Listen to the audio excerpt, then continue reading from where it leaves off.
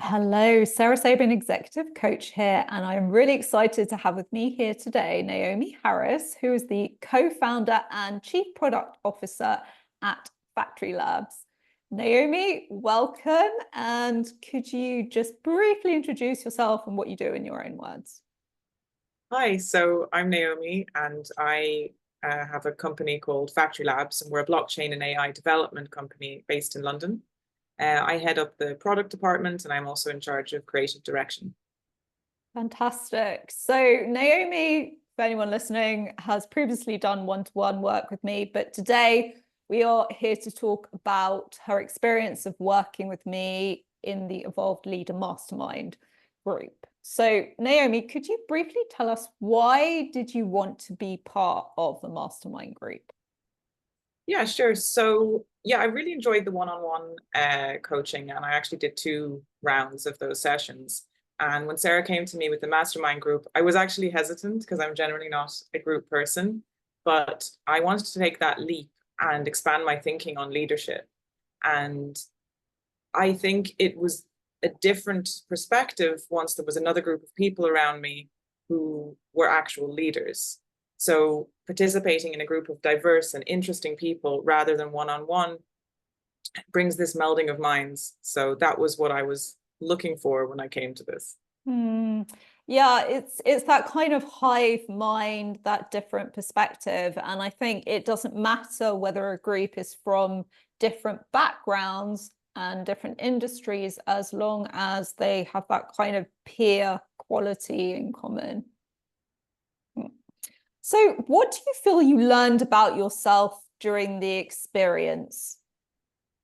So actually just what you said there, the different fields and different regions in the world, I think that was really interesting to find out that knowledge is very much transferable, knowledge and experience. So when we were learning things as a group, people would bring their experience of that mindset or that area, and it was always relevant, even if it was from a completely different background. And it means that all knowledge and all experience is valuable. And I was able to learn from the other people, which was very exciting for me. And what I learned about myself is that my knowledge is actually valuable too, which was something I think I had a bit of imposter syndrome about. So I also learned that I had insights to bring to other people from my background. Hmm. I think, it's a question I often ask leaders. Do you consider yourself as a leader? And it's extraordinary the amount of people that will pause for a long time before answering that question. When you break down leadership into a set of core skills rather than this sort of vague, diaphanous concept, it becomes a lot easier to master it because you're thinking of it as a skill set. Definitely. And that's something specific that I learned in the course, that I always thought of myself as somebody who could learn skills, but I had never perceived leadership as a skill, more as like an inner ability that you were sort of born with, like the ability to sing. So you have the ability to be a leader. And one of the things I definitely learned there is that it's a skill and it's honed over time, and the learning of how to be a leader never ends. 100%. And actually, fun fact, only 10% of people are natural born leaders. Another, I think it's either 20 to 30% are people that have the basic qualities that, if cultivated over time, can lead to mastery. So this idea of people being born as a leader, you are or you're not, is actually a really false concept. In terms of some of the tangible results that you took away during or after the mastermind, can you tell me a little bit more about those? So one thing on just during the mastermind that I always found interesting is that a lot of times I would come to the session really stressed out because it's sort of mid-work day in my time zone. And it was like, oh, I won't really be able to get into this today.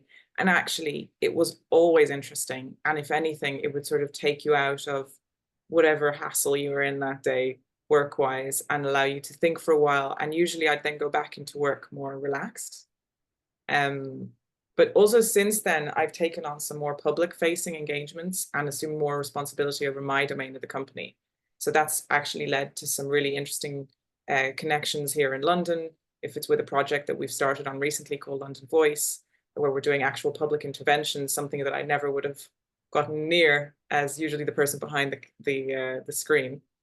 And I've also got a bit more involved in the management of the legal and finances in the company, where I realized I had an affinity to these things and that maybe they weren't being managed, and that was causing frustration to me and also causing disruption to the company. And we're closing in, fingers crossed, on a round now. So yeah, that's been great. Yeah, congratulations. Thank I you. think this is the point of a team, for you all to recognize your respective strengths and weaknesses and play to those, so that overall you are a strong team. Yeah, definitely.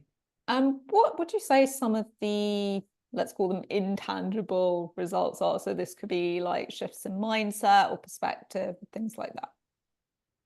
So yeah, there was a lot of talk about mindset, and I find these things really fascinating in general. So I was kind of familiar with quite a few of the theories, but it was a really different experience hearing other people's views on them and how they'd experienced difficult mindsets and how they'd overcome them. And then Sarah guiding us through with really good, interesting mechanisms on how to deal with it. So, how to manage stress or founder relations, or, just imposter syndrome. And I think I've definitely integrated some of those mechanisms into my life. And I think the group setting made that an easier process, because you could tell how these people had tried that in their lives, and you could implement that in your own life, rather than sort of having this, flat kind of cold model, like a chart in front of you. It was a human experience. Well, the way to create change is to build up a body of evidence that something works, right? So if you just read about a principle or a framework and you're like, oh, that sounds interesting, but how do I know it works? Well, when you have that feedback from the rest of the group about how they might have integrated, what were some of those experiences from it, it kind of gives you a motivation to experiment with it for yourself, because as humans, we like to implement things that have some kind of proven system behind them, and that means as well knowing people personally who that might have worked for, and that's especially helpful where they are in a sort of peer group, peer relationship. Yeah, and you learn kind of how it works for different people in different ways. And in real situations, as you said, the evidence, sometimes it's the evidence that it didn't work, but then you learn that you didn't experience it the right way, because you kind of thought about it in a negative way and not as a tool to use, rather some sort of framework that would like bind you in. So kind of seeing things, people's mistakes and people's successes, right? Both are extremely valuable to learn about. 100%. Last question. Would you recommend the Mastermind, and for whom would you recommend the Mastermind? So definitely I would recommend it, just in general. I learned a lot about myself through the eyes of other people, which is something I haven't really experienced before. And the group melded really well. So I think, Sarah, you did a really great job on finding the right people for this group. And I think you'll probably continue to do that, especially because you work on one-to-one with everyone. So who will meld. But it was also a great supplement on top of the one-on-one. So I think they do work together. For me, it was about forcing myself, because I'm not naturally a sort of share or a group person, into so it was very much a growing experience. And I think it would be for anyone. But I think it also worked. It was interesting. There were more experienced leaders in our group and less experienced leaders, or people at the beginning of their journey. And I think that the knowledge went back and forth. I didn't feel like it was only suited to experienced leaders or only for budding leaders.